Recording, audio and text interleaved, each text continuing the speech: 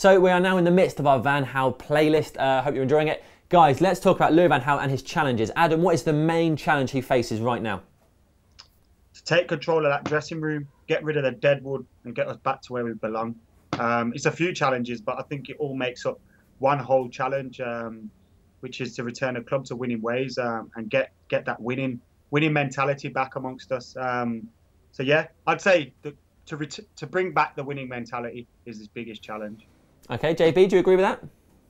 I do, yeah. To be slightly different, I'm going to say that I was reading a report by some academic on Van Gaal. He got interviewed by this fella in Brazil.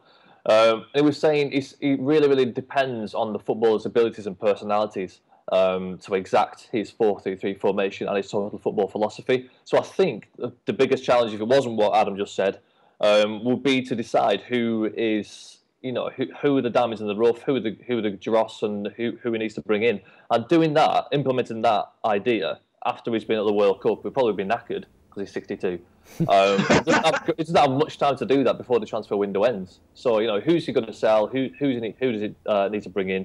And deciding that with only a couple of training games and maybe the US tour, I think that's going to be the biggest challenge. He did mention that yesterday in an interview on Dutch telly that he'd given a list of players that he wanted and the players that had to go. So maybe he's already done that. Right. And it's not hard. I know about 72,000 people that will be able to tell him which player to go. So, we all know who needs to go by him showing them. And hopefully he'll get the people like Van Persie, get them back. People keep saying Wayne Rooney isn't going to like it. I think that's rubbish, to be honest. I think it's just, pure guesswork, because I personally think Wayne Rooney in this 4-3-3 can fit in there. And also I think the likes of Kagawa and Mata as well. That's the best thing. Everyone's going to know their role, know their jobs. We've got one strict formation and we'll stick to it. I don't think Wayne's going to like being told he's an inside left winger, to be quite honest. He's not.